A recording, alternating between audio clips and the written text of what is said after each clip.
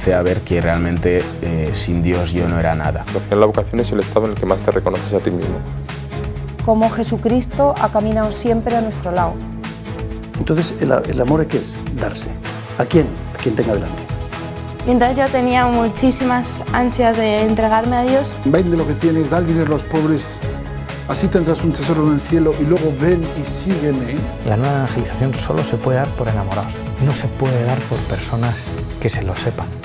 Pero quiero lío en las diócesis, quiero que se salga afuera.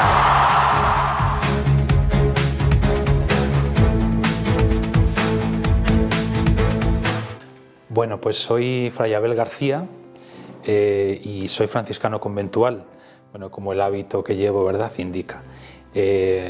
Soy de un pueblo, nacido en un pueblo de Toledo que se llama Yepes y bueno, pues actualmente resido aquí en Madrid desde hace justo un año, en esta comunidad de franciscanos conventuales en el barrio de Batán. Me dedico principalmente en este momento de mi vida pues a tres cosas. Una es acompañar a los jóvenes que están en formación, jóvenes que quieren ser franciscanos o que ya han hecho sus primeros votos, en todo lo que es el proceso de discernimiento y también de formación en la vida franciscana, vida religiosa y el sacerdocio, algunos de ellos también.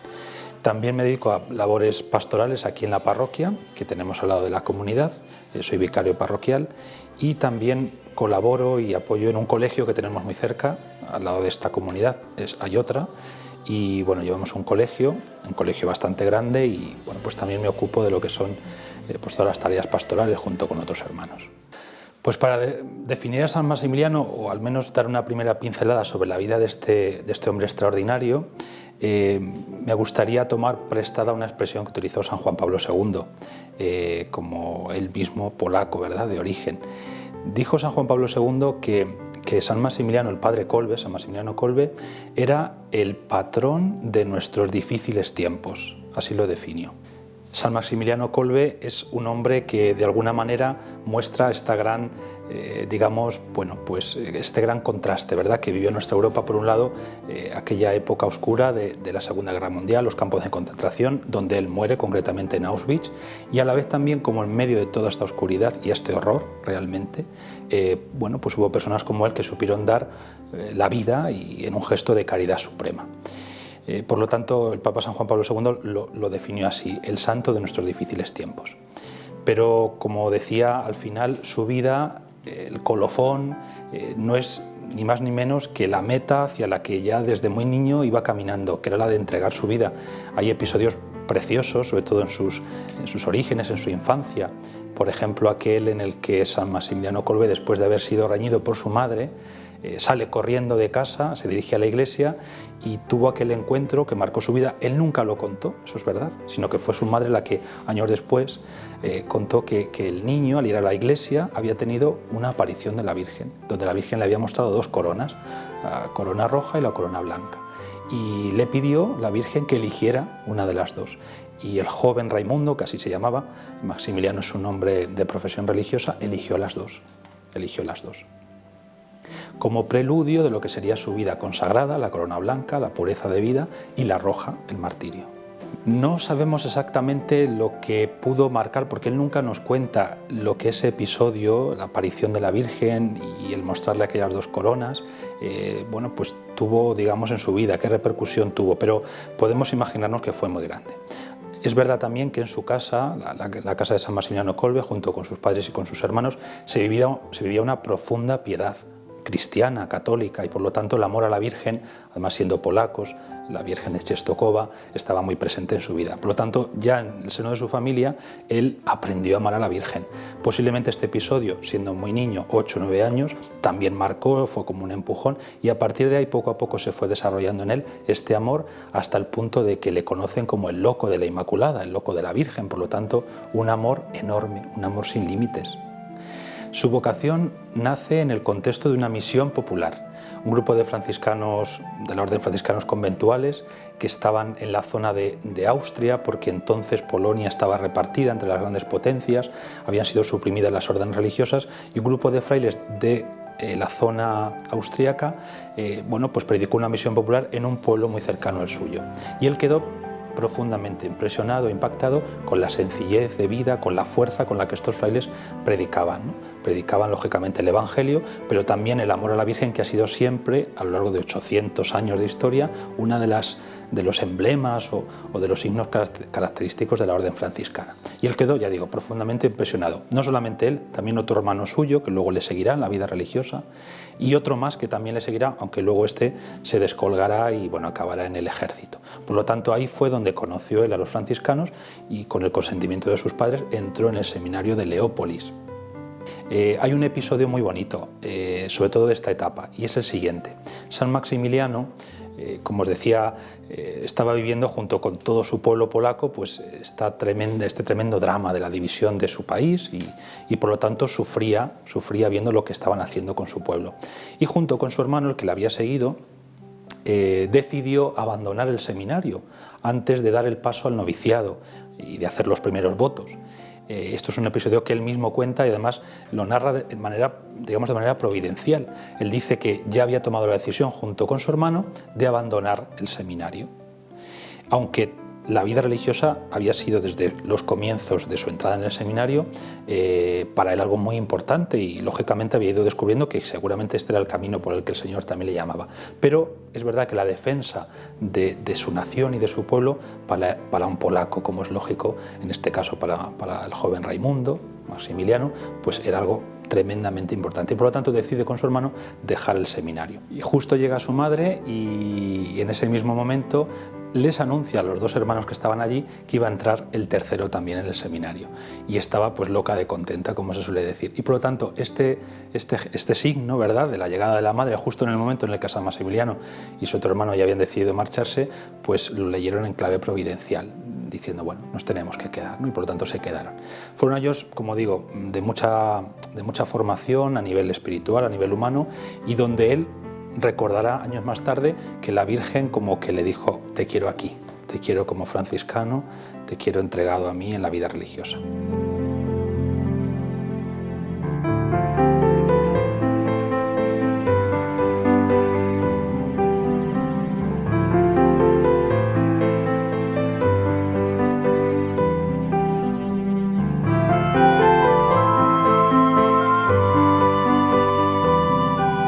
Las obras apostólicas de San Maximiliano son principalmente tres.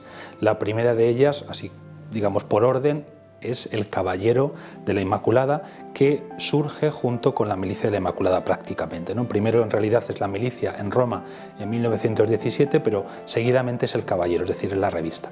La milicia la funda allí en Roma, como decía, en 1917, junto con otros 6 hermanos de la orden, franciscanos conventuales, viendo pues la necesidad que había de crear una milicia, es decir, San Maximiliano concibe que hay una lucha espiritual sobre todo, abierta por la belleza, la santidad, la verdad.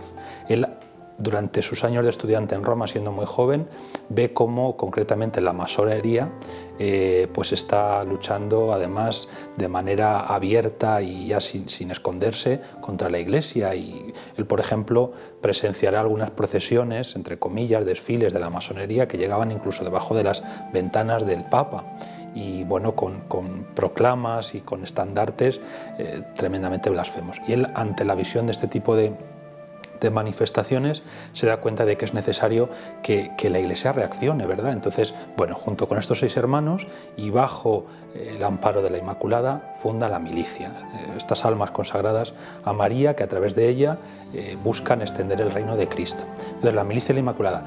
Seguidamente se da cuenta de que la milicia necesita también como una especie de, bueno, pues de medio a través del cual pueda difundir este mensaje, ¿verdad? Y todas sus actividades y promocionar, bueno, pues lo que acaba de surgir. Entonces, él crea en ese momento un Caballero de la Inmaculada, que era una revista, ¿verdad?, donde daba, bueno, pues a conocer un poco todo lo que era la actividad de la milicia y también donde escribían artículos para contrarrestar la fuerza, como decía antes, ¿no?, de bueno, pues todas estas ideas que se iban difundiendo y que eran contrarias pues a la visión cristiana del hombre, ¿no? Entonces, la milicia, el Caballero, seguidamente otra gran obra apostólica que nacerá primero en Polonia y luego se extenderá a otros lugares, será la Ciudad de la Inmaculada, Niepokalanów. Es decir, ya no es solamente una milicia, es decir, ya no es un grupo, aunque luego poco a poco se irá extendiendo, ya no es solamente una revista, sino que es toda una ciudad, al principio un pueblecito, donde el núcleo principal está compuesto por frailes, llegarán a ser más de 700 frailes, allí muy cerca de Varsovia, y luego junto a estos frailes mucha gente también que se irá sumando. Un pueblo totalmente, digamos, volcado en la difusión del Evangelio, del reino de Cristo y del amor a la Virgen. Niepokalanów en Polonia, luego fundará otra ciudad de la Inmaculada, en este caso en Japón, y tendrá también el deseo de fundar otras muchas ciudades, pero que bueno, pues este deseo se verá truncado por una serie de acontecimientos. Él tendrá que volver a Polonia, luego estallará la Segunda Guerra Mundial y ya no podrá seguir adelante. Y esta es, digamos, otra de las grandes obras de San Maximiliano. La Iglesia ya en esa época, estamos hablando pues de 1930 y algo, si no recuerdo mal, pide misioneros, sí, 1930, para ir a Asia, ¿no? Para ir a Asia. Y por lo tanto San Maximiliano bueno, pues recoge, ¿verdad?, esta llamada que la Iglesia a través del Papa dirige pues a todos los que estén dispuestos a lanzarse a la evangelización del continente asiático. Y concretamente él, con otro grupito de hermanos, se marcha a Japón. Y allí comienza, pues como os decía, una nueva ciudad de la Inmaculada y rapidísimamente un nuevo caballero de la Inmaculada. Él comienza a dar clase, era profesor, durante los años en Roma había conseguido, bueno, incluso el doctorado en teología, filosofía y teología. Y cuando llega a Japón, el obispo de Nagasaki, que es la ciudad donde se establecen, le pide que dé clase en el seminario. Entonces las clases se daban en latín, por lo tanto el tema de la lengua no era un problema. Y entonces él, a la vez que daba clases en Japón, allí en Nagasaki, concretamente en el seminario, pues pide a los mismos estudiantes que empiecen a ayudarle a traducir el Caballero de la Inmaculada. Y bueno, pues en nada, cuestión de un mes desde su llegada, comienzan a publicar esta revista y tiene, bueno, pues una divulgación totalmente inesperada y milagrosa, incluso entre, ya sabéis, la mayoría de los japoneses no son católicos, es más, la Iglesia Católica es una minoría. Bueno, pues milagrosamente tuvo una gran difusión, una gran difusión. Es verdad que en esto influyó mucho el testimonio de vida de estos hombres. A los japoneses les llamaba muchísimo la atención la pobreza con la que vivían estos hombres, siguiendo un poco las huellas y la inspiración de San Francisco, y también la pureza de vida, la transparencia, hombres de oración, hombres de bondad, hombres con un espíritu de acogida enorme. Y bueno, pues esto como que de alguna manera fascinó, ¿verdad?, a la sensibilidad y al espíritu japonés. O sea, que tuvieron en ese sentido muy buena acogida por parte de la población. E incluso al poco tiempo de estar allí ya se dieron las primeras conversiones al catolicismo gracias a la labor de estos frailes. Sí, el final de la vida de San Maximiliano, que es lo que más se conoce, la entrega, ¿verdad?, en Auschwitz, pues por un padre de familia, en el fondo es el broche de oro a toda una vida de entrega. Yo creo que estos finales, quizá tan apoteósicos, entre comillas, tan extraordinarios, no se improvisan. Es decir, uno, poco a poco en la escuela, en este caso en la escuela de la Inmaculada, en la escuela de la Virgen, lógicamente la Virgen nos lleva siempre a su Hijo. Y dice Jesucristo que nadie tiene amor más grande que el que da la vida por sus amigos, ¿verdad? San Maximiliano Kolbe tenía un corazón enorme y lleno de amor a Cristo, y por lo tanto el broche final, esa entrega, ¿verdad?, en Auschwitz, el martirio, el dar el testimonio supremo, no puede ser otro que el de dar la vida por amor. Por lo tanto, este es el broche, pero es verdad que el broche como que de alguna manera sella toda, como decía, una vida de entrega sin límites en manos de la Inmaculada. Yo destacaría tres aspectos de San Maximiliano. Como no puede ser menos, el primero es su amor a la Virgen. Él destacará siempre en sus escritos y en su propia experiencia que hay una escuela, que es la escuela de María, donde cuando uno entra y se deja guiar por María, en este caso la Inmaculada, que es de alguna manera la imagen de lo que la gracia de Dios puede hacer en un alma cuando se deja transformar, tú te pones a la escuela de la Virgen María y ella hace de ti y a través de ti cosas que tú ni siquiera habías imaginado. Es lo que él llama los milagros de amor. Es decir, María, cuando encuentra un alma que le es dócil y que le pide guíame madre, ella hace auténticos milagros de amor. En lo pequeño de cada día y quizá también en lo grande. Él vivió en gran medida lo pequeño y también tuvo momentos en los que, bueno, pudo también presenciar milagros grandes como la fundación de estas ciudades, etc. Por lo tanto, creo que el primer elemento podría ser el del amor a la Virgen y el dejarse guiar por ella. Es la frase que más repite San Maximiliano: déjate guiar por ella, déjate guiar por la Inmaculada. En segundo lugar, San Maximiliano creo que es un apóstol de los pies a la cabeza.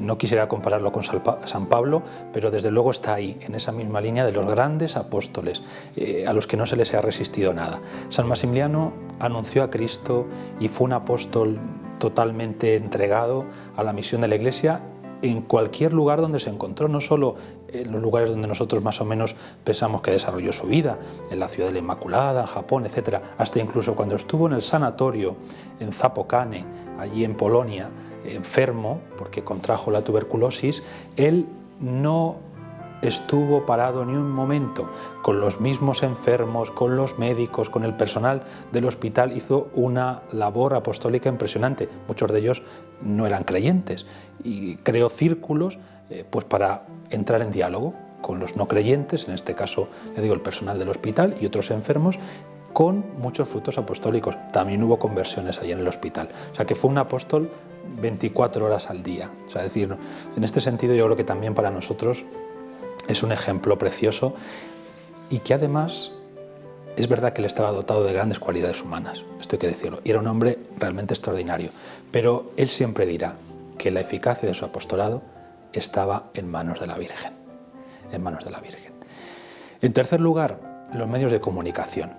San Maximiliano Kolbe fue un hombre que supo descubrir los medios que estaban en ese momento de su época, ¿verdad?, naciendo y extendiéndose y desarrollándose, y supo descubrir que ahí había también una oportunidad preciosa para la Iglesia y para los cristianos de hacer llegar el Evangelio hasta los confines de la tierra, como nos pide el Señor, ¿verdad?, en el mismo Evangelio. Y por lo tanto yo creo que para nosotros, hoy en día, donde está pues tan en boga todo el desarrollo de las redes sociales, Internet, los medios de comunicación en general, etcétera, pues la presencia de la Iglesia, una presencia necesaria y que puede ser realmente eficaz en el anuncio del Evangelio. Yo creo que San Maximiliano, en este sentido, fue pionero de la presencia de la Iglesia en los medios de comunicación.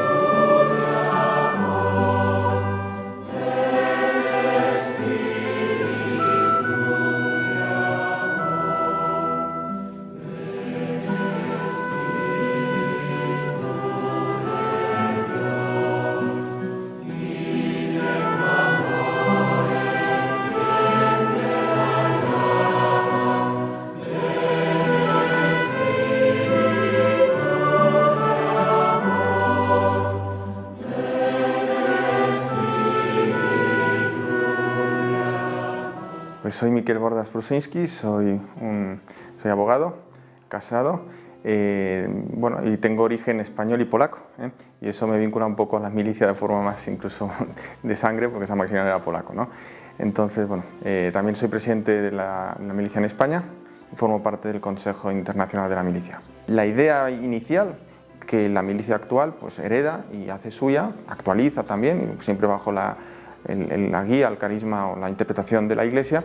El primer fin pues es convertir sobre todo a los masones. Es no una obcecación, pero sí que responde a ese momento concreto y sobre todo personalizando en ellos al enemigo o al antagonista que pretende eliminar a la Iglesia o al menos quitarle a la Iglesia cualquier atisbo de sobrenaturalidad y cualquier pretensión salvífica, ¿no? Entonces serían pues los masones, también los alejados de la Iglesia en general, pero sobre todo pues los cismáticos, protestantes sobre todo, los herejes, y también pues tiene como una especie de pretensión de conseguir la conversión de los judíos.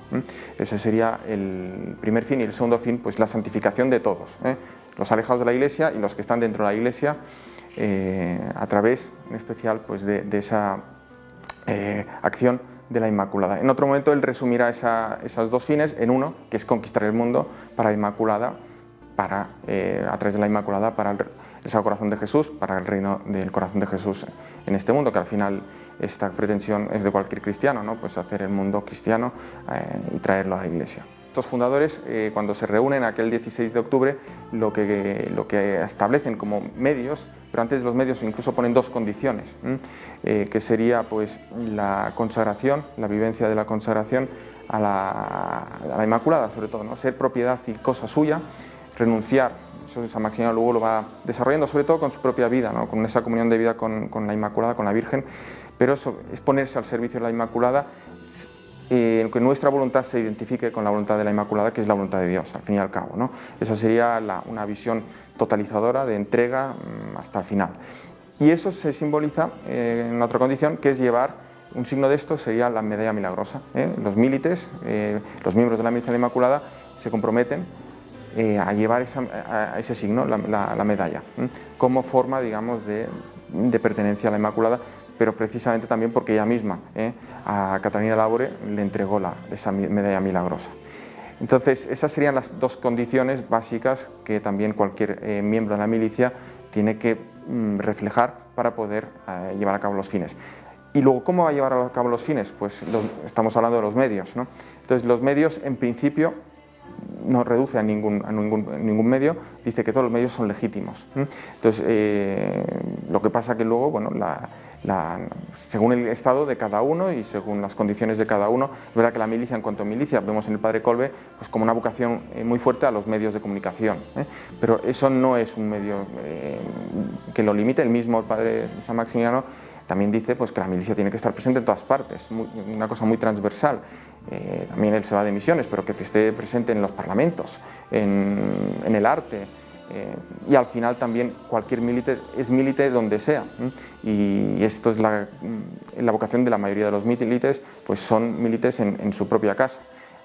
Puede ser un enfermo ofreciendo su sufrimiento para la milicia y para la Iglesia, o cualquier ama de casa o cualquier trabajador en lo que esté haciendo, que es al final también la vocación bautismal, ¿no? O sacerdotal común, pues de ofrecer a nosotros a través de la Inmaculada a Dios todo lo que estamos haciendo para al final conseguir la salvación también del mundo, ¿no? Yo me llamo Cristina y pertenezco al Consejo de la Milicia de la Inmaculada, y aquí en la parroquia del Rosario nos reunimos 2 veces al mes, el primero y el tercer viernes de cada mes, y un grupo de personas pues de la parroquia, pero está abierto a quien quiera venir porque preparamos un rosario meditado. Luego, una cosa muy importante y muy preciosa es los sábados con la Inmaculada. Y ahí viene mucha gente de distintos sitios. Es el sábado por la tarde, con música muy bonita y pues una enseñanza también, el rosario también, como no, y luego la exposición del Santísimo, y son momentos preciosos. El padre Gonzalo me animó a la consagración. Estoy consagrada, pero bueno, yo soy madre, tengo nietos, abuela, en fin, que vivo en el mundo. Pero estoy consagrada a la Virgen. Entonces él me animó, el padre Gonzalo, que fue como un reinicio con él, de la milicia aquí en España. Ya habían distintos sitios, en Palencia, en Sevilla, pero bueno, como que se le dio un empujoncito mayor, y en aquel empujón ahí entré yo, y bueno, pues tenía un amor inmenso, y tengo a la Virgen, pues porque ella me ayudó a volver a la iglesia, y bueno, pues así comenzó.